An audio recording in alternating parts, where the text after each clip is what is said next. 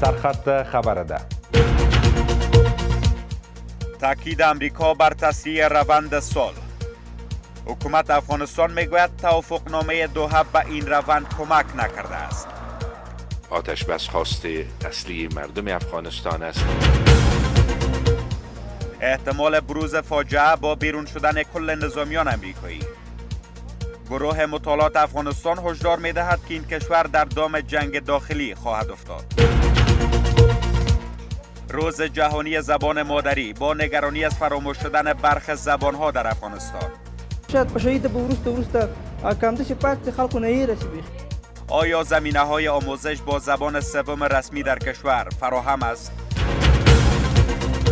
با خبر و تحلیل خبر امشب از یک با من بهرام امان خوش آمدید.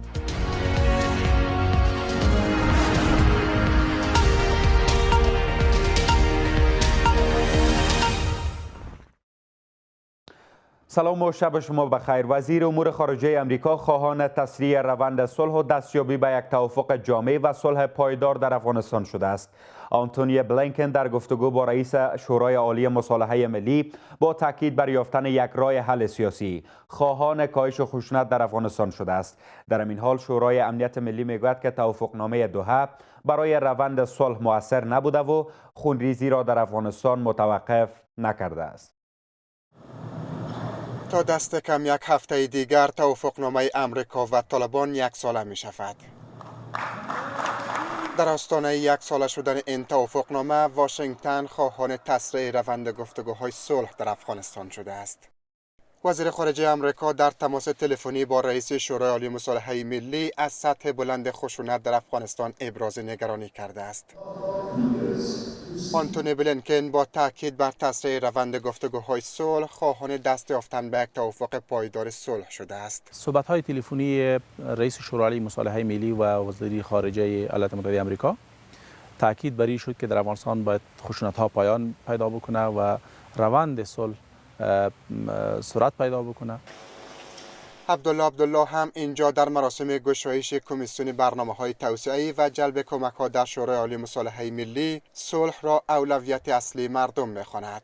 در مورد خود پروسه صلح بازم خواستاری استیم که هرچی زودتر مذاکرات به شکل جدی آغاز شروع شود و دوام پیدا کنه. آتش بس خواست اصلی مردم افغانستان است. دوام خشونت ها در کشور هر روز از مردم ما قربانی میگیره. همزمان با ادامه بنبست در گفتگوهای صلح، شورای امنیت ملی میگوید که توافقنامه دوحه نه تنها که به نفع صلح نبوده، بل نتوانسته به خونریزی در کشور نقطه پایان بگذارد. د امریکایانو او طالبانو ترمنځ چې د دوحې تړون کېده له افغان حکومت سره اړینې مشورې ونه سوې، ځکه خو دغه تړون نه د سولې په برخه کې اغېزناک و، نه یې وینې ودرولې، نه یې جنگ ختم کړ او نه د افغانانو بدې ورځې پای ته ورسېدې. بیش از یک ماه است که از نشست نمایندگان حکومت و طالبان در دوحه خبری نیست. حالا با گرم شدن هوا و نزدیک شدن فصل جنگ در کشور، ظاهراً امیدها برای دست یافتن به صلح هم کاهش یافته است. روندی که حالا سرنوشت آن به تصمیم اداره جو بایدن دوخته شده است. همزمان با این مشاور امنیت ملی امریکا میگوید که جو بایدن در حال بررسی توافقنامه اداره پیشین امریکا با طالبان است و با رایزنی با متحدان و شریکان امریکا قرار است در روزها و هفته‌های آینده تصمیمش را درباره افغانستان اعلام کند. جک سالیوان گفته است که امریکا در نهایت تصمیم خواهد گرفت که بر بنیاد آن امنیت امریکا و متحدانش از صلح پایدار در افغانستان اطمینان دریافت شود. امریکا برای رسیدن به بهترین تصمیم درباره افغانستان در حال رایزنی با متحدان و شریکان خود و نیز فرماندهان و دیپلمات‌های این کشور در افغانستان است. جک سالیوان مشاور امنیت ملی امریکا در گفتگو با CNN میگوید بایدن راهبرد امریکا درباره چگونگی حضور نظامی در افغانستان را تا روزها و هفته‌های آینده مشخص می‌کند. رئیس جمهور با دقت کامل سیاست کشورش در برابر افغانستان و همچنین توافقنامه ماه فوریه سال گذشته میان اداره ترامپ و طالبان را بررسی می‌کند. توافقنامه‌ای که از طالبان می‌خواهد خشونت‌ها را کاهش داده و رابطه با هراس افغانان را قطع کنند و نیز در یک گفتگوی معنادار با دولت افغانستان مشارکت داشته باشند. با گفته این مقام ارشد کاخ سفید، بنیاد هر تصمیم درباره افغانستان جلوگیری از مبدل شدن این کشور به مکان امن هراس افغانان جهانی است. سالیوان گفته است هدف اصلی محافظت از امریکا و متحدان آن در برابر تهدیدها از آدرس افغانستان است. رئیس جمهور به توصیه‌ها و گفته‌های متحدان خود بر اساس ارزیابی که از وضعیت و توافقنامه امریکا با طالبان دارند گوش می‌دهد. در نهایت آنان هم در تبانی با امریکا آنچه به نفع همه ما باشد تصمیم خود را مشخص خواهند کرد.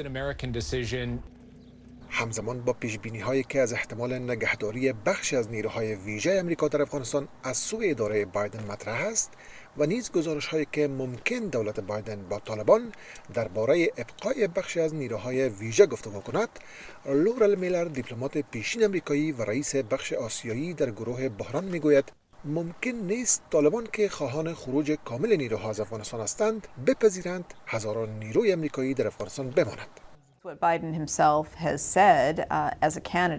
چنانچه آقای بایدن هم گفته خطر احیای دوباره هراس افغانی از آدرس افغانستان وجود دارد. بنابراین او از حفظ بخش کوچکی از نیروهای ویژه در افغانستان که ممکن هزاران تن باشد سخن گفته است. نتیجه بازنگری هم چیز متفاوت‌تر از حفظ این تعداد نیروها در افغانستان نخواهد بود، اما طالبانی که بر خروج کامل نیروها پافشاری دارند ممکن نیست 180 درجه تغییر کنند. طولانی شدن زمان بررسی از طرف اداره بایدن نشان میده که آقای بایدن آماده دادن امتیازات بی حد و حصری که در زمان ترامپ برش داده شد به این گروه نیست. امریکا همکنون 2500 نیروی نظامی در افغانستان دارد که در کنار نزدیک به 10,000 نظامی ناتو و ائتلاف جهانی خارج از این پیمان مشغول آموزش و مشورت دهی به نیروهای امنیتی و دفاعی افغانستان است. رئیس پیشین ستاد مشترک ارتش امریکا میگوید که خروج 2500 نیروی باقی مانده امریکایی از افغانستان فاجعه بار خواهد بود. دو عضو دیگر این گروه که در نشست پاسخگویی به کمیته فرعی امنیت ملی کنگره امریکا سخن هم میگفتند با این باورند که پیش از رسیدن افغانستان به یک صلح پایدار و اطمینان از تعهدهای طالبان، خروج از افغانستان به نیرومند شدن دوباره هراس افغانان جهانی، بی‌ثباتی افغانستان و منطقه و نیز به خطر افتادن امنیت ملی امریکا می انجامد. سه عضو گروه مطالعات افغانستان که اخیراً گزارش کلی خود را پس از ارزیابی وضعیت افغانستان به کنگره ارائه کردند، در نشست به کمیته فرعی امنیت ملی امریکا در کنگره این کشور نسبت به خروج شتاب زده امریکا از افغانستان در اول می هشدار دادند. رئیس پیشین ستاد مشترک ارتش امریکا که عضویت این گروه را نیز دارد میگوید خروج 2500 نیروی باقی مانده امریکایی از افغانستان فاجعه بار خواهد بود. پس از 2 دهه جنگ هیچ راه حل نظامی در افغانستان برای هیچ یک از طرفها وجود ندارد، اما بهترین امید برای حفاظت از منافع امریکا و کمک به حفظ دستاوردهای مردم افغانستان همسویی سیاست ایالات متحده برای پشتیبانی از فرصت برای صلح است. کل ایوتا و نانسی لندبورگ دو عضو دیگر گروه مطالعات افغانستان هم هشدار میدهند که ترک غیر مسئولانه افغانستان به جنگ داخلی و نیز قرار گرفتن افغانستان به محل جنگ‌های نیابتی میان هند و پاکستان می انجامد. ما معتقدیم که عقب نشینی شتاب زده نیروها در ماه می برای افغانستان فاجعه بار خواهد بود و به جنگ داخلی خواهد انجامید. این سبب می شود که هراس افغانان جهانی دوباره احیا شوند که ایالات متحده را در یک دوره زمانی 18 تا 36 ماه تهدید خواهد کرد.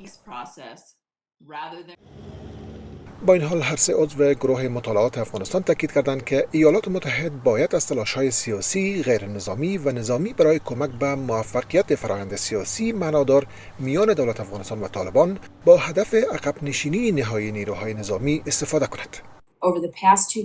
بدون حضور نظامی امریکا در افغانستان، ایالات متحده از نظر اطلاعاتی به شبکه‌های هراس افغان دسترسی نخواهد داشت و نیز سیستم‌هایی که به امریکا اجازه می‌دهد این اطلاعات را گردآوری کند و در برابر تهدیدها سریع وارد عمل شود وجود نخواهد داشت. با این حال آقای دانفورد به تحریم رهبران طالبان نیز اشاره کرده میگوید توافقنامه دوحه در صورت برداشتن نام رهبران طالبان از فهرست سیاه سازمان ملل و آمریکا پیش بینی کرده که طالبان به تعهدهایشان عمل کنند، خشونت‌ها را کاهش داده و وارد گفتگوهای معنادار با دولت افغانستان شوند. آنچه به گفته دانفورد تحقق پیدا نکرده است. از سوی هم سفیر پاکستان در امریکا می‌خواهد اداره جدید امریکا پیش از هر تصمیم درباره افغانستان با طالبان مشورت کند. هر تصمیم درباره افغانستان بر بنیاد بازنگری که دولت جدید امریکا انجام می‌دهد باید در توانی با طالبان باشد، زیرا مشورت نکردن با این گروه مشکل‌های زیاد را در روند صلح افغانستان ایجاد می‌کند و کار پاکستان را نیز در تسهیل گفتگوها دشوار می‌سازد.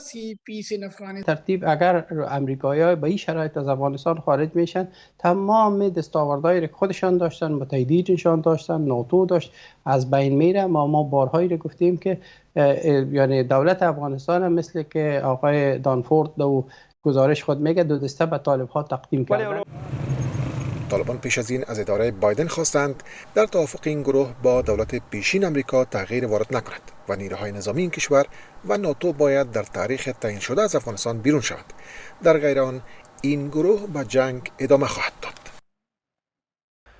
آقای وایس ناصری، آقای مسائل سیاسی از آلمان، برای بحث بیشتر با ما وصل هستند. آقای ناصری، آیا شما کار فرمت دوحه را تمام شده میدانین یا نه هنوز هم امید وجود داره؟ با عرض سلام ادب، اظهار سپاس امتنان از محبت و دعوت شما آقای امان گرامی. سلام به همکاران تکنیکی و بیننده‌های شما. مسئله دوحه مسئله پیچیده شده به حساب از اینکه در رقابت‌های اجماع منطقوی دوحه مورد سوال قرار گرفته. روزها دوحه را گفتند که دیگه دوحه مرده و برای ما مذاکرات دوحه بی معنا هست. برای طالب‌ها هم فعلا دوحه کدام ارزش نداره، زیادتر کوشش میکنن در اجماع منطقوی با روس‌ها و ایرانی‌ها و چینایی‌ها یک فرمات جدید پیدا کنن و تنها امریکایی‌ها و پاکستانی‌ها علاقمند ادامه مذاکرات در دوحه هستند. برای افغان‌ها که اصلا طرف دولت افغانستان نه علاقمند به دوحه بود و نه علاقمند به جای دیگه بود، فقط علاقمند به کابل بود و حفظ قدرت. به حساب اجماع منطقوی فعلا دوحه زیر سوال رفته، ولی امریکا تلاش میکنه، مثل که آقای جو بایدن در کنفرانس امنیتی مونیخ گفت که ما شدیداً پابند به مذاکرات و گفتمان صلح هستیم و میخوایم که همین نتیجه بده، که البته او یک وعده سیاسی بود، در حالی که در این زمان خانم انگلا مرکل گفت که ما به ادامه حضور نیروهای آلمانی و ناتو علاقمند هستیم تا حوزه افغانستان بهبود حاصل کنه. فعلا اگر اینا به ادامه حضور خود به حساب فیصله کنند، مسئله مذاکرات دوحه منتفی است. ولی شما یاد کردین که طالبان حالا به دنبال یک فرمت جدید هستند. فکر میکنین که چی چیز باعث شد تا طالبان به دنبال یک فرمت جدید باشند؟ بی‌اعتمادی سر تصامیم دولت جدید ایالات متحده آمریکا. دولت جدید ایالات متحده آمریکا بازنگریش به معنی از این است که قسمی که در گذشته بار در برنامه وزین شما و دیگه شبکه‌های افغانی ما گفتیم که مذاکرات آقای خلیلزاد مذاکرات مخفی، پنهانی و بسیار یعنی در حالی از ابهام بود، هم برای ملت امریکا، هم برای کنگره امریکا، هم برای حتی سیاسیون برجسته دولت ایالات متحده آمریکا. اطلاع نداشت که آقای خلیلزاد چی را فیصله میکنه با طالب‌ها و به همین خاطر بود که عکس العمل که ما در همون گروه مذاکرات یا گروه مطالعات افغانستان ما مطالعه کردیم در 84 صفحه که آقای دانفورد رئیس هیئت به حساب رونمایی کرد و گفت که مسئله مذاکرات دوحه یعنی به این ترتیبی که توافق شده تسلیم کردن یا تسلیم شدن به طالب‌ها هست. یعنی به این معنی که آقای خلیلزاد و ترامپ این توافقنامه را قسم رقم زده بودند که تمام قدرت و صلاحیت افغانستان به طالب‌ها تسلیم شود و به پاکستانی‌ها. به این خاطر هم است که گروه مطالعه افغانستان که متشکل از سیاستمدارا و از نظامی‌های بسیار کارکشته و برجسته ایالات متحده آمریکا بود، برای کنگره آمریکا و مخصوصا به دولت جدید آمریکا توصیه کرد که شما این توافقنامه را قبول نکنین و زمان اول ماه میره منتفی قرار بدین. همین گونه آقای ناصری و گفته مشاور امنیت ملی آمریکا قرار است در روزها یا هفته‌های آینده به زودی تصمیم نهایی اداره جدید آمریکا در پیوند به توافقنامه دوحه اعلام شود. فکر میکنین که انتظار چه تصمیم میره؟ امریکایی‌ها به هیچ وجه در شرایطی نیستند با ناتو که افغانستان تا اول ماه می در ظرف 2 ماه آینده تقریبا ترک کنند. اوضاع امنیتی افغانستان به شدت مختل است، جنگ بسیار شدید است.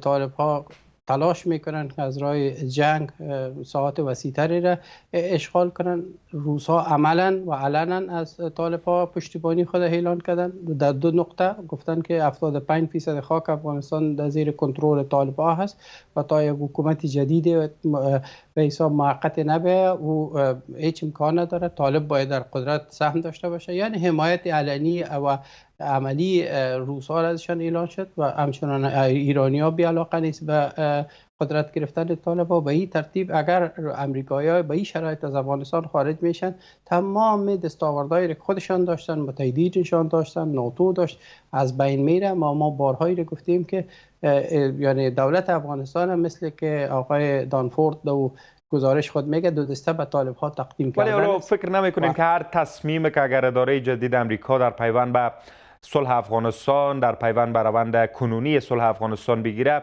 باعث از بین رفتن روند شود؟ چون طالبان بارها هشدار دادن که اگر خلاف توافقنامه دوحه رفتار شود به نفع هیچ طرف نخواهد بود و حملات دوباره از سر گرفته خواهد شد. اگر امریکایی‌ها تا اول ماه می و ناتو کاملا گزینه صفر اختیار کنند و خارج شوند، آیا جنگ تمام پیدا میکنه؟ آیا طالب‌ها به میز مذاکره برمیگردند؟ روی کدام فشار سیاسی و نظامی؟ و اگر تمام نیروها خارج هم شود، طالب‌ها به حساب حاضر به مذاکره و تفاهم سیاسی، مشارکت سیاسی، پلورالیسم سیاسی نیستند.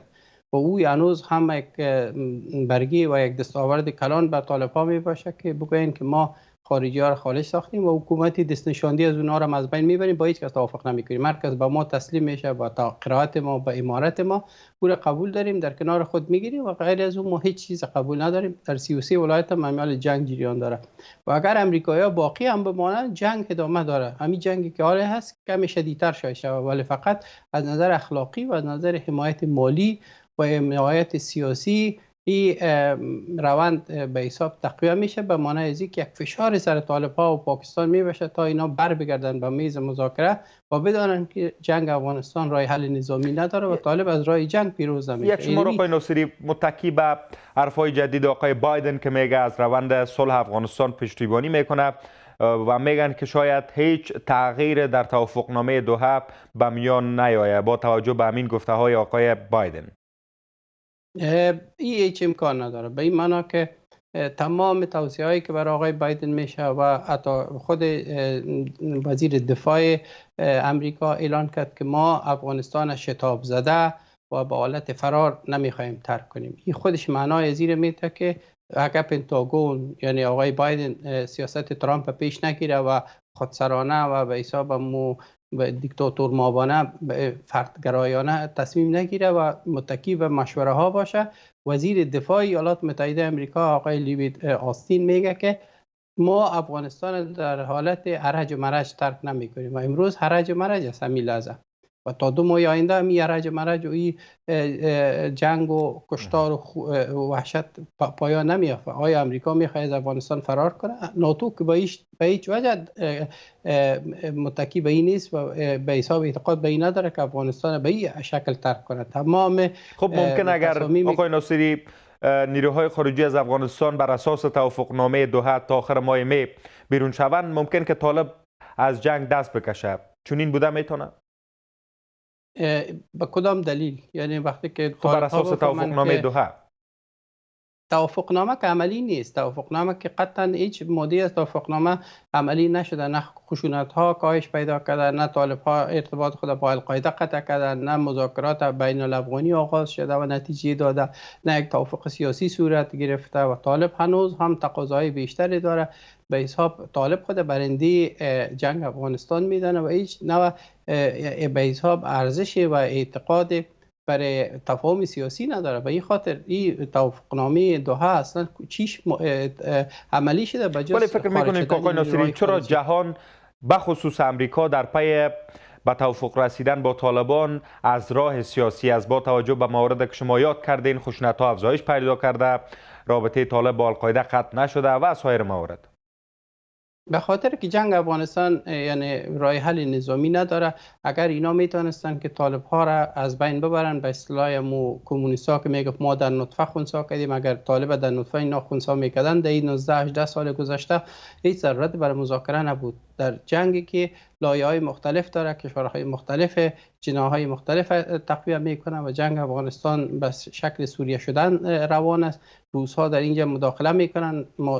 اطلاعات نیویورک تایمز خواندیم که گفته شد در زمان آقای ترامپ که روس ها پول میتن برای طالب ها که شما بیشتر امریکایی ها رو بکشین. ایرانی ها عین کار میکنن. چینایی ها تا گفته شد که برای کشتن امریکایی ها پول میته برای طالب ها. طالب از یک پاکستان دیگه امروز تمویل و تجهیز نمیشه، بلکه کشورهای مختلف در رشد طالب، تقویت طالب، تجهیز جنگ.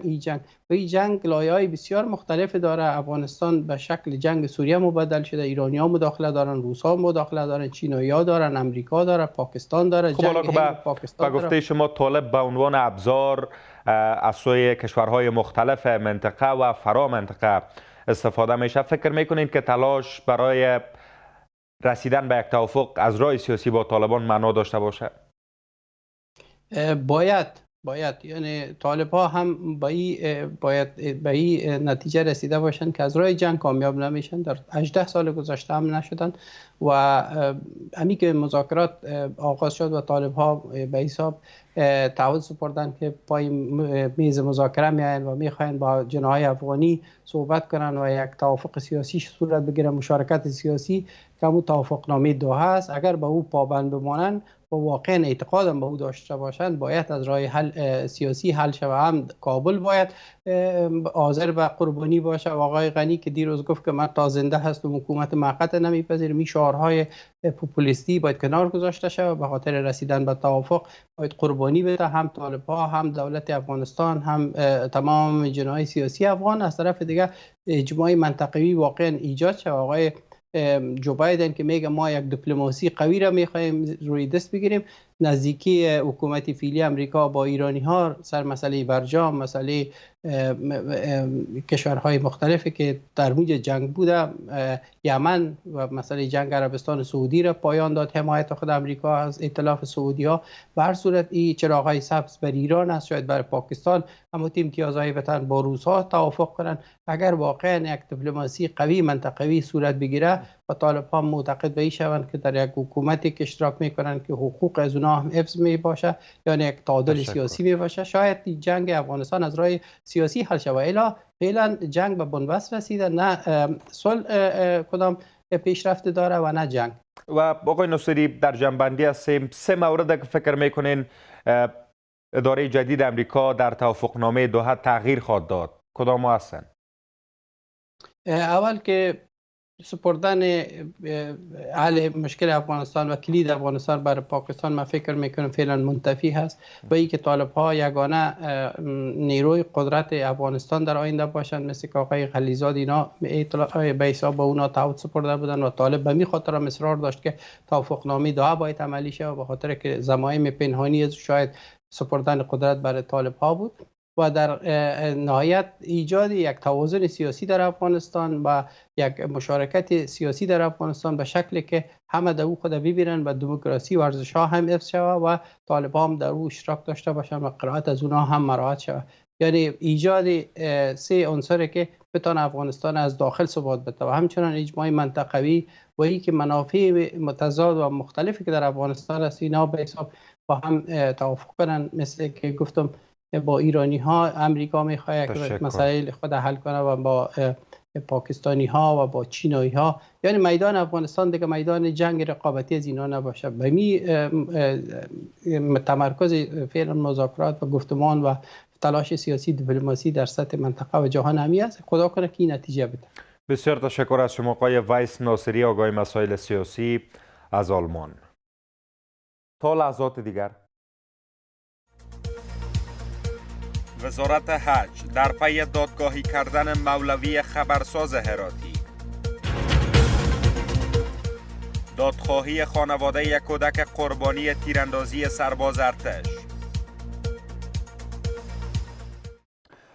در ادامه انفجار ماین‌های مغناطیسی و کارگزاری شده، امروز کابل و هلمند گواه انفجار بود. انفجار کابل نزدیکی‌های شام امروز در چهارراه برکی از بخش‌های حوزه چهارم رخ داد که در پی آن 2 تن به شمول یک کودک خیابانی کشته و 3 تن دیگر به شمول یک بانو و 2 کودک زخمی شدند.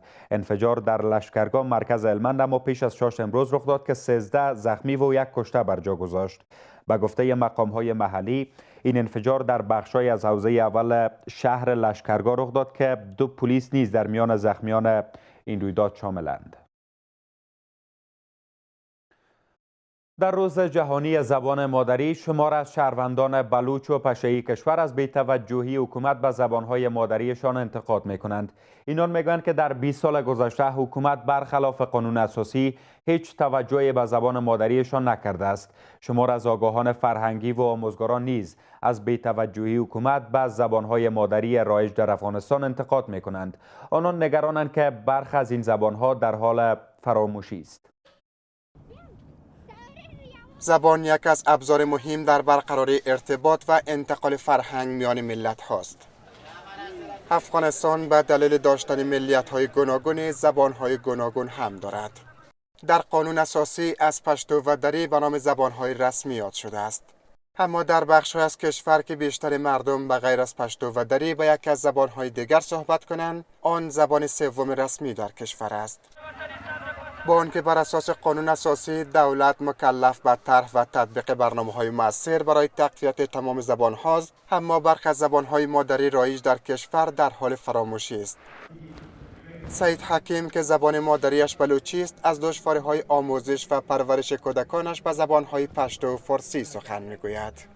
بلوچ کم ته دوی توجه وکړي او بلوچ خواته توجه راوړي. بدبختانه چې بلوچ کم ته ګر سره کې توجه د هیڅ ګناه دولت نه ورته کړې ده، نه په مکتب کې د دوی لپاره څه توجه چا کړې نه دوی لیدلې دي. نو دا هیله لرو د دولت څخه چې بلوچ کم ته توجه وکړي او مکتب کې په بلوچي ژبه باندې کتابونه ورته تقسیم شي. زبان مادری صدر اعظم پشه‌ای است، اما در هیچ سطح آموزشی به این زبان چیزی وجود ندارد. آنهایی که زبان مادریشان پشه‌ای است نگران از بین رفتن زبان مادریشانند. میوشتکای ما که در مکتب میره اونجا به پشتو به دری برشان تعلیم میده، البته که اینجا در خانه و بیاین باز از درس که هست ادب گرفتن نمیتونه برشان بسیار مشکل و سخت هستن و باز وقتی بیاین در خانه ما کتشان همکاری میکنم و هم درس به زبان براوی و برشان ترجمه میکنم. ما مورنۍ ژبه پښې د ما خپل موس پښې د سم منه ده په خاطر دې چې پښې د به ارزښت نه ورکړل شوی، حکومت هغه نه توجه نه درته کړې، دې په خاطر ورشاد پښې د ورسته کامده چې پات خلکو نه یې رسی بیخي. اینجا هم شماری برای گرامی داشته از روز جهانی زبان مادری گرد آمدند. په افغانستان کې هیڅ ژبې ته حق نه دی ورکړل شوی که په واقعیت سره وایو. دلته ډېرې ژبې بې برخې پاتې دي، که هغه پشه‌ایي ده، که ګوجري ده، که نورستاني ده او همداراز که نور ژبې دي. شمار از نویسندگان از نادیده گرفته شدن زبان‌های مادری رایج در کشور از سوی حکومت ابراز نگرانی می‌کنند. وظیفه نخست وزارت محترم اطلاعات فرهنگ و حکومت افغانستان است که به این نکته توجه بکنه و برای توسعه همسان و همگون زبان‌ها در افغانستان توجهی ویژه داشته باشه. برخی آموزگاران هم آموزش و پرورش برای کودکان را که زبان مادریشان پشتو و یا دری نیست چالش اساسی می‌دانند. کله یو ماشوم په لومړني کال کې مکتب کې شاملېږي او مکتب ته راځي باید خپل په مورنۍ ژبه باندې ورته تدریس وشي. وزارت معارف میگوید که به فراهم کردن زمینه آموزش و پرورش به تمام زبان‌های رایج در کشور متحد است. هر آن فردی که علاقمند باشه بر این که بر لسان مادری خود آموزش ببینه، برشان مضمون لسان به اساس زبان مادریشان تدریس میشه. و در ضمن ما در نظر داریم که در سال جدید حدود 900,000 جلد کتاب جدید لسان را به زبان‌های سوم چاپ بکنیم و بعد دسترس متعلمین عزیز قرار بدیم. زبان نخست یا زبان مادری به زبان گفته می شود که کودک سخن گفتن با آن را یاد می گیرد. در سال 1952 که هنوز بنگلادش از پاکستان جدا نشده بود، دانشجویان دانشگاه داکا در یک اعتراض خواهان به رسمیت شناخته شدن زبان بنگالی به عنوان زبان دوم رسمی پاکستان شدند. اما پلیس پاکستان بر آنها آتش گشود و شمار از دانشجویان کشته شدند. پس از تجزیه شدن پاکستان، بنگلادش به گونه رسمی از سازمان ملل خواست تا روز را به نام زبان مادری نامگذاری کند. آقای نظیف شهرانی استاد دانشگاه از امریکا برای بحث بیشتر با ما وصل هستند. آقای شهرانی سلام بر شما، وقتتان بخیر. دلیل نامگذاری یک روز به نام روز زبان مادری چی است آقای شهرانی؟ خب سلام به شما، سلام به بینندگانتان. البته این پرسان سوال بسیار خوبی است. باید از کسایی که نامگذاری کردن از اونا بپرسین که چرا روزی را به نام روزی زبان مادری در کشور به اصطلاح خواستن یعنی اعزاز بکنن یا از او برگزاری بکنن. اما به صورت عمومی فکر میکنم که در علوم زبانشناسی امروزی و هم علوم دیگه اجتماعی ارزش زبان مادری را برای افراد و اشخاص در جامعه انسانی خیلی هم با ارزش و مهم تعبیر کردن. ولی از اینکه زبان البته اولین وسیله به میان آوردن معنا در جهان هستی هست. اگر متوجه باشین در قرآن کریم هم در سوره دوم بقره در آیه 30 آیه هست به نام علم الانسان باللسان یا بالاسماء یادآوری شده که خداوند خودش میگه که در خلقت انسان اولین توصیفی که از هر چیزی دیگری که خداوند خلق کرده و به انسان داده فقط دانش یا زبان است. یعنی اولین چیزی که خداوند البته با ملائک وقتی که میگن ما آدم خلق میکنیم، ملائک میگن که چرا ما خو همگی در خدمت هستیم، هر چیزی که خداوند خواسته باشه در خدمت هستیم. یک مخلوقی را به میان میارین که باعث خونریزی شه و دیگه باز خداوند میگه که من چیزایی را که میفهمم شما نمیفهمید. بدون شک روی اهمیتش میایم آقای شهرانی، ولی به گفته‌های شما اضافه میکنم و میگونه که یاد کردیم در سال 1952 شمار از دانشجویان دانشگاه‌های مختلف شهر داکا جهت ملی کردن زبان بنگالی به عنوان دومین زبان پاکستان تظاهرات مسالمت‌آمیز برای انداختن و در نتیجه با پلیس برخورد کردن و باعث کشته شدن شمار از دانشجویان شد و همین گونه بعد از استقلال بنگلادش از پاکستان و به درخواست پاکستان برای اولین بار زبان یک روز به نام روز زبان مادری نامگذاری شد. فکر میکنیم که چرا از گذشته‌های دور زبان باعث ایجاد یا بروز چالش‌ها اختلافات شده بین مردم؟ شما ببینید، شما موضوع را به طرف سیاست بردین. البته این موضوع را که شما به حساب بنگلادش و داکا و اینا حرف میزنید مسائل سیاسی زبان از سیاسی ساختن، مثل که تمام هویت‌های دیگری انسانی در بعد از به میان آمدن دولت‌های ملی که البته این هم یکی از اسباب بسیار مهم استعمار غرب بود که اینا خودشان البته در قرن 17 جنگای 30 ساله خود در اروپا داشتن که بالاخره منجر به وجود آمدن ممالک ملی شد. به نام یعنی هر گروهی به نام خود یک مملکتی ساختن که ایتالوی، فرانسوی فرانسوی و جرمنی و دیگه و بالاخره او را به حیث یک ابزار تبدیل کردن که باید در جوامعی که یک واحد سیاسی وجود داره باید و همگون بوده باشه، هم از لحاظ زبان، از لحاظ مذهب، از لحاظ دین، از لحاظ فرهنگ.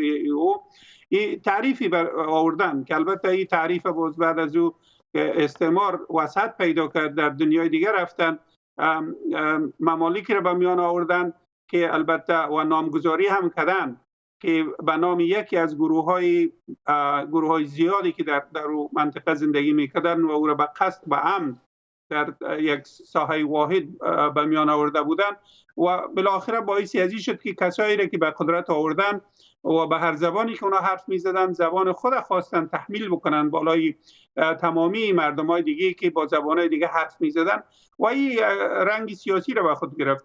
برای اینکه تبعیض به میان آمد، کسایی که در قدرت بودن زبانی را که خودشان حرف میزنن او را میخواستن بالای همگی به زور بقبولانن و هر کسی هم که اگر به زبانشان میفهمید یا از خودشان بود به اونا حقی بیشتری سیاسی و اقتصادی دیگران میدادن و بر دیگران با تعصب عمل درست نمیکردن و به اون لحاظ بود که زبان البته یکی از مسائلی شد که اولتر سیاسی شد و سیاسی شده روان است. در جوامع مثل افغانستان ما و شما خودتان خوب ایره به تاریخش مکمل میفهمین که چطور اول بیرونیا آمدن کشور افغانستان نام به نام یکی از اقوام و بعد از او ما یعنی من به حیث یک جوانی که 50 سال بیشتر ما در افغانستان در مکتب ابتدایی درس خواندم، با وجودی که زبان مادری ما ازبکی است و من زبان فارسی را یا تاجیکی را همزمان آموخته بودم، اما با زبان پشتو من هیچ آشنایی نداشتم. اما اولین صنف مکتب ما در بدخشان در ده شهران با پشتو خواندیم. همین پرسش از آقای شهرانی که چرا با وجود تلاش‌های زیاد یا در واقع شما چی فکر میکنین؟ آیا با توجه به سالهایی که گذشته، با توجه به اینکه در 17 نوامبر 1999 روز به نام روز زبان مادری نامگذاری شده و این نشان میده که اهمیت زیاد و فوق‌العاده داره زبان در زندگی انسان‌ها، چقدر رشد و توسعه زبان‌های متعدد در افغانستان صورت گرفته از سوی دولت؟ چقدر تلاش‌ها به خاطر رشد صورت گرفته؟ هیچ تلاشی به صورت نگرفته متاسفانه. اگر به یاد داشته باشین در لوی جرگه قانون اساسی او چیزی را که وکلایی که از اقوام غیر پشتون بودند میخواستند که یک حکومت غیر متمرکز در قانون اساسی جا داده شود، اما عوض از اینکه برای از اونا حق غیر متمرکز ساختن قدرت بدن، برای از اونا اینمی را پیشکش کردن که ما زبان‌هایتان را به حیث زبانی رسمی میشناسیم و زبان‌ها را تقویه میکنیم و این هم یک دروغ کلانی بود که از وقت تا به هنوز در جریان است. میفهمین یک قسمت پولای البته بیرونی ها در این مسائل مصرف شد که کتاب‌های درسی برای زبان‌های مختلف نوشته شود و چاپ شود و در پهلوی از او هیچ کاری نشد در قسمتی مثلا روان کردنی افرادی که با زبان‌های مختلف محلی گپ می‌زدن که بعد اونا درس می‌دادن، اونا باید تربیه می‌شدن. ولی بعضا آقای شهرانی زمینه مساعد می‌باشه به شهروندان که یاد بگیرن زبان‌های جدا از زبان مادریشون را، ولی می‌بینیم که یک شمار کلان از شهروندان کشور جدا از این که خوش ندارن و تلاش نمی‌کنن که زبان‌های جدا از زبان مادریشون را یاد بگیرن، در واقع تلاش برای تضعیف زبان‌های دیگر هم می‌کنن. فکر می‌کنید که چرا چنین است؟ خب بازم گفتم مسائل در افغانستان امروز سیاسی شده و هر مسئله که سیاسی شد، اون قسمی که دینم قبلا حرف میزدین که سیاسی شد، ازش استفاده های ابزاری میشه توسط سیاستمدارا و اصلا موضوع زبان مادری موضوع چیز است، ارزشش از لحاظ سیکولوژی و از لحاظ علوم اجتماعی این است که یک فرد به زبان مادری خودش بهتر میتونه بو آموزه، بهتر میتونه که از دانش و بینیش خود بیشتر بسازه و همون شخصیت خود مکمل بسازه و اگر یک طفل به زبان دوم یا سوم شروع میکنه که مکتب بره و یک چیزی به آموزه، برش مشکلی بیشتری وجود داره. و همون لازم بود که من گفتم صنف اول ما به پشتو خواندیم و صنف دوم به فارسی و صنف چهارم باز به پشتو. ولی از چی؟ ولی از اینکه مدیرای معارفی که در وقتا مقرر میشدن اگر زبان مادریشون پشتو می بود میگفت که خب شما ازبک هستین، برای ازبک هیچ فرق نمیکنه که کدام زبان دوم یاد میگیره، شما باید زبان پشتو یاد. و آقای شهرانی در جنبندی در جنبندی هستیم، فرصت ما خیلی کم است. درسی که میشه از روز 21 فوریه یا روز جهانی زبان مادری گرفت چی است؟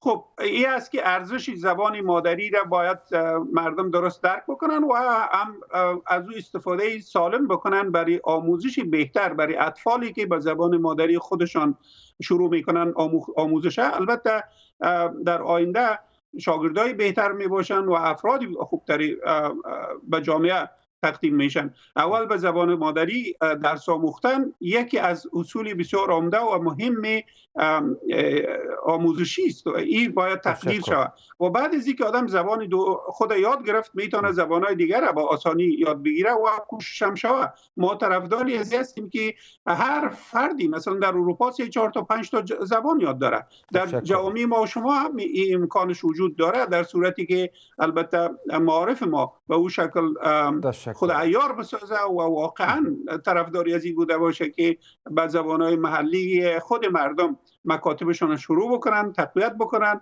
و اونا را بتونن کسای آموزگارای خوبتر و آموزنده های بهتر تربیت بکنن. یک چیزی واقعی است، کدام چیزی یعنی از این باید تقدیر شود، اما در صورتی که عملا یک کار خوبی در ساحه شده بتانه و شود. بسیار تشکر از شما آقای نظیف شهرانی، استاد دانشگاه از امریکا.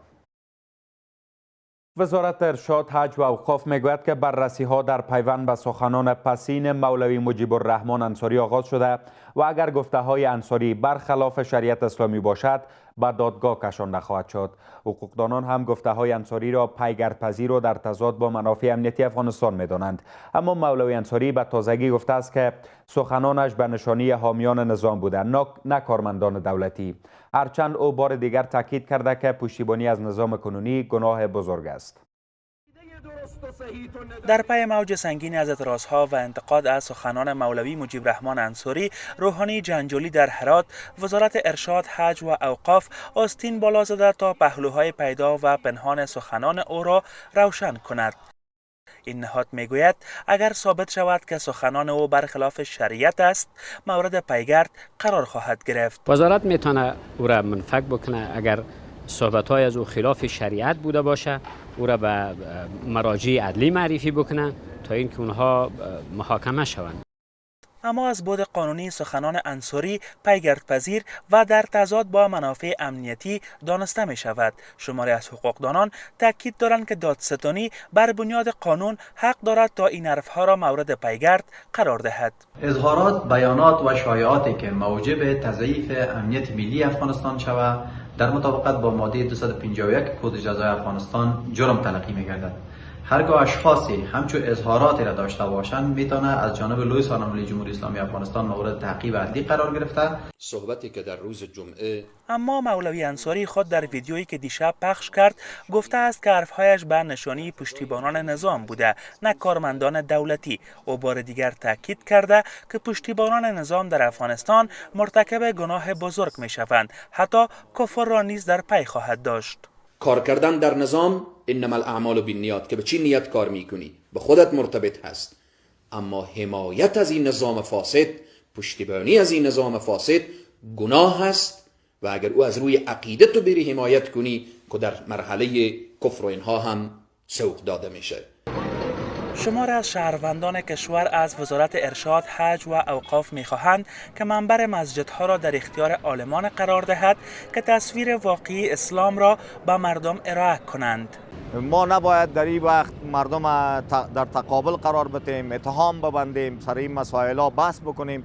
ما میگیم وقت هم دیگر پذیری است، وقت اخوت است، وقت برادری است. بر مردم صلح و آرامش دعوت کنه، مردم را به کارهای خیر و نیک دعوت کنه، نه برای اختشاش و جنگ و بدبینی. دست کم در 2 سال پسین انصاری جنجالی ترین گفته ها را از نشانه منبر بلند کرده، گفته هایی که مخالفت جدی برخی عالمان دین را به همراه داشته است.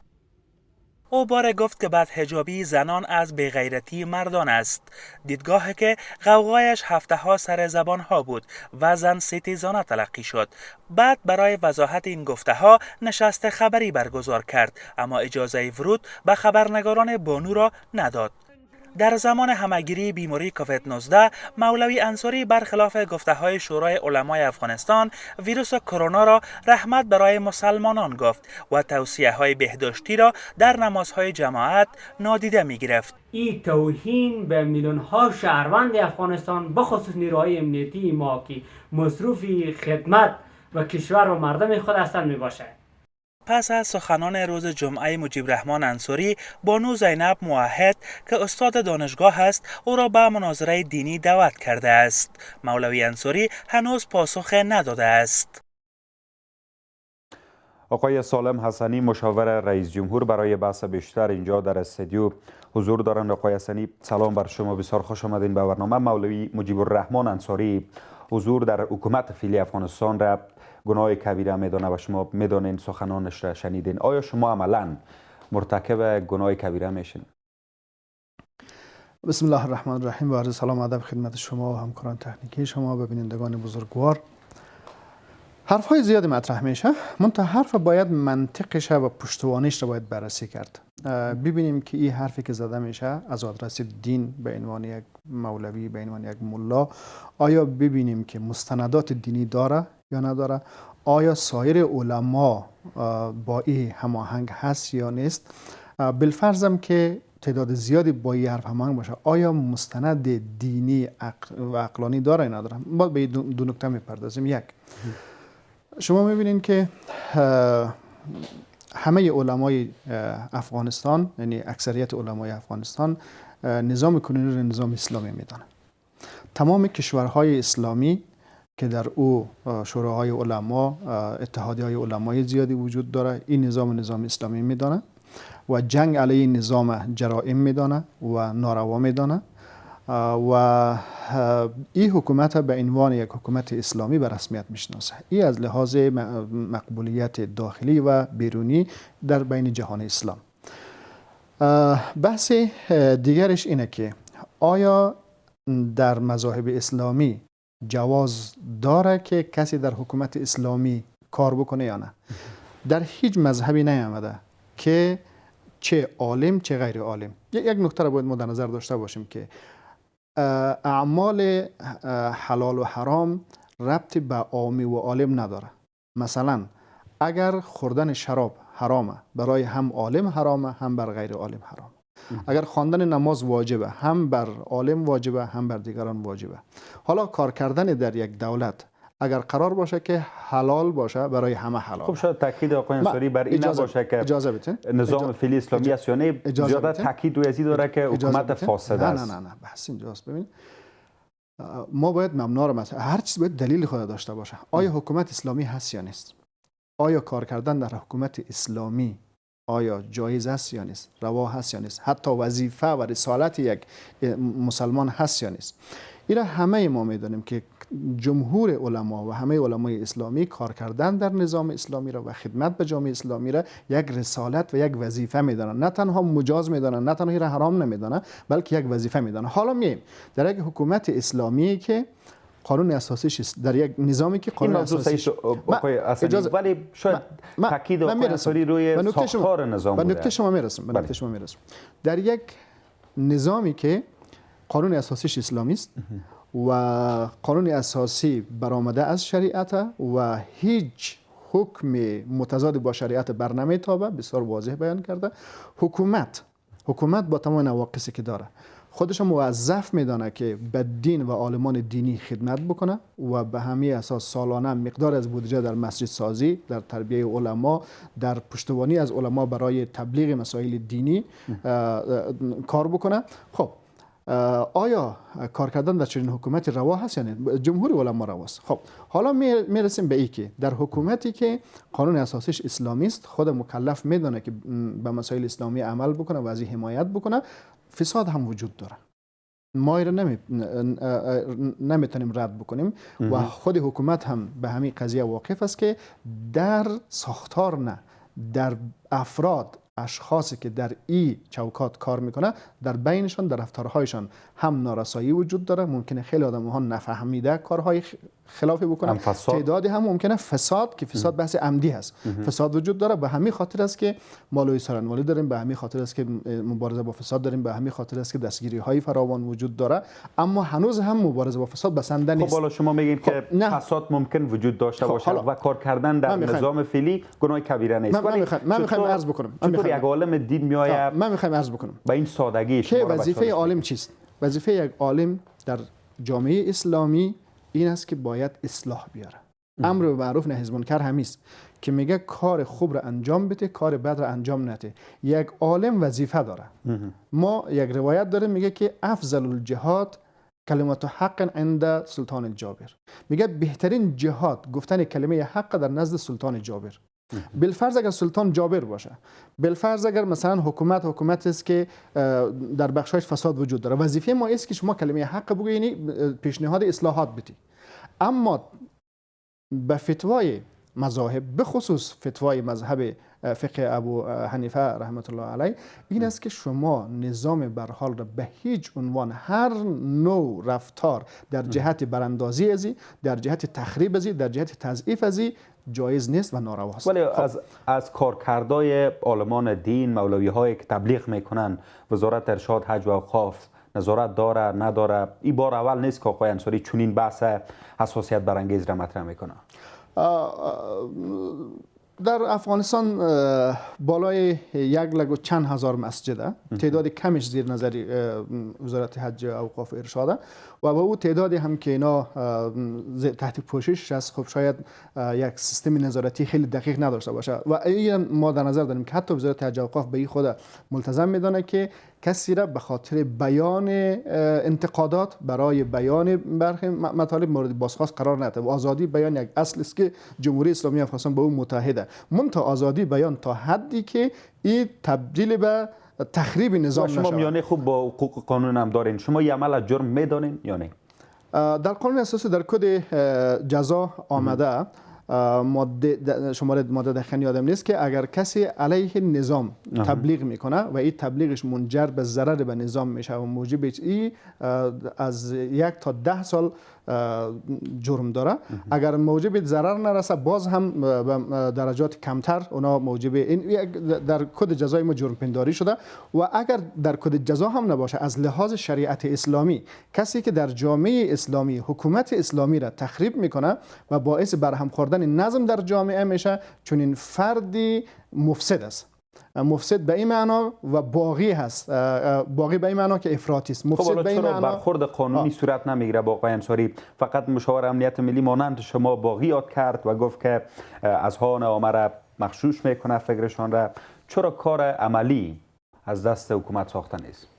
خب در این خصوص دو تا دستگاه وظیفه داره. یک دستگاه امنیت ملی که باید تشخیص بده، یعنی سایه ها و انگیزه های پنهانی ازره، و اداره لوی سارنوالی و دستگاه عدل قضایی که این را با توجه به روشنی قانون پیگیری بکنه. این وظیفه از اونهاست و بخش اجرایی حکومت نمیتونه دستور صادر بکنه سر بخش قضایی. بخش عدلی قضایی در این خصوص وظیفه داره که پیگیری بکنه و قضیه را به صورت منصفانه در روشنی قانون پیگیری بکنه. و دیده شد چنین خواهد شد. آقای حسنی فکر میکنید که جنبه سیاسی هم داشته باشه این سخنان؟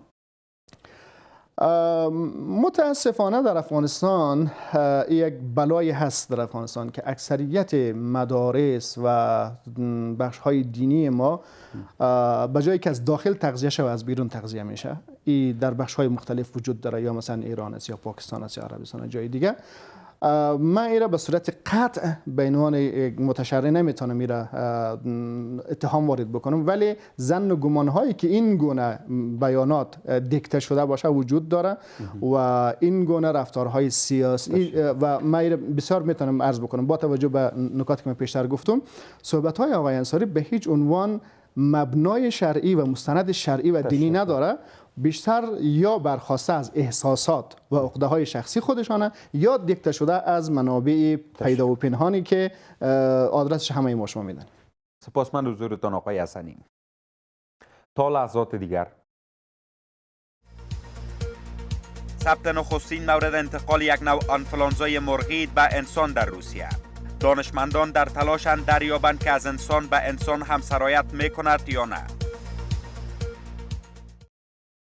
خانواده یک کودک 5 ساله که نزدیک به 3.5 ماه پیش در تیراندازی یک سرباز ارتش کشته شده بود میگوید که هنوز عامل اصلی قتل کودکانان بازداشت نشده است.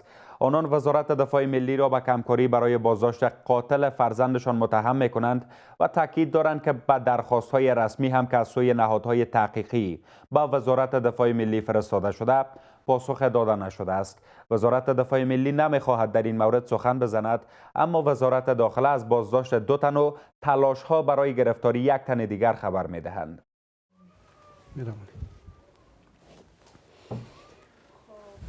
به خانه آمده ایم که نزدیک به 3.5 ماه است. عضوهای آن در تلاش بازداشت عامل اصلی قتل یگانه فرزندشان هستند.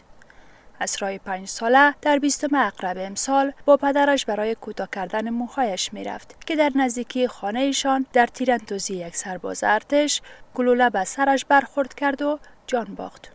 خودش یک نامبردگی کلان است به دولت و امی خود به خود مردم خسته میشه از دولت که نظام درونی را اصلاح نمیتونین. دیگه چطور شما بتوانید که اشخاص و افراد ولگرد یا غیر مسئولی که در جامعه است او را به تابع قانون بسازین؟ دیگه بسیار یک جای تاسف است واقعیت. پدر اسرا روزهاست سرگردان و در پی بازداشت عامل قتل دخترش است. خانواده اسرا بیش از 3 ماه است که در جستجوی قاتلان ازی هستند، اما با تلاش‌های مکرری که به نهادهای امنیتی کردن نتانستند عاملان قتل زیر بازداشت کنند. این سندها هم نشان می‌دهد که شماری از مرجع‌های دولتی به شمول دادستانی کل از وزارت دفاع ملی خواسته تا در بازداشت احمد شفا مشهور به شمشاد که کارمند این نهاد گفته شده همکاری کند. صفحاتی که در اینجا اما گلاجان پدر اسرا ادعا می‌کند که این نهاد همکاری آنچنانی برای بازداشت متهم نمی‌کند.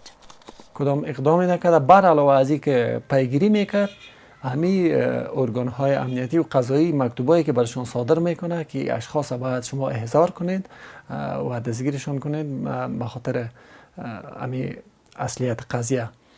مکتوبایی که در خود وزارت دفاع میره غیب لاجواب میشه. دادستانی کل و وزارت دفاع ملی در مورد این پرونده سخن نمیزنند. شماری از شهروندان کشور انتقاد میکنند که قانون بر همه یکسان اجرا نمی شود.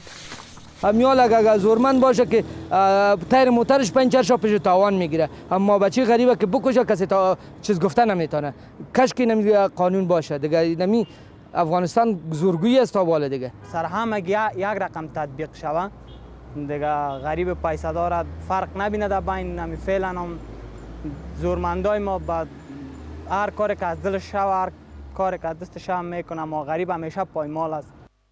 شماری از حقوقدانان هم تاکید میکنند که قانون باید بر همه یکسان اجرا شود و اگر این کار نشود فاصله میان مردم و نظام بیشتر میشود. عدم استفاده از صلاحیت‌های وظیفوی هم که جرم محسوب میشه، میتونه در موضوعات مطرح باشه که باید نهادهای ذی-ربط و مربوط در قسمت همچون افرادی که از قانون سرپیچی میکنن و فرار میکنن و پنجه قانون را بسپاره و تعقیب عدلیشان بکنن.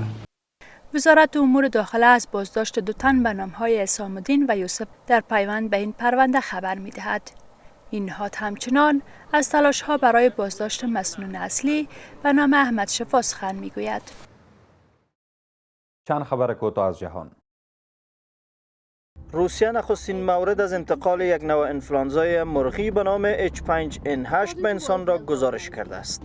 مقام‌های روسی گفتند که 7 کارگر یک مرکز پرورش مرغ در جنوب این کشور به این ویروس آلوده شدند.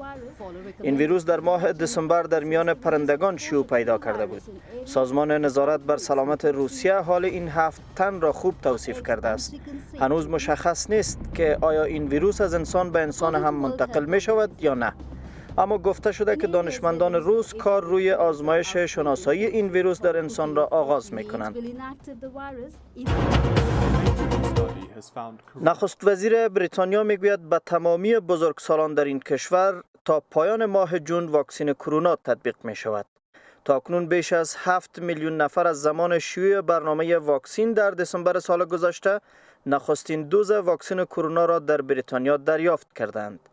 از سوی هم در ایران وزیر بهداشت این کشور نسبت به گردش افتادن ویروس کرونا جهش یافته بریتانیایی در سراسر این کشور هشدار می دهد.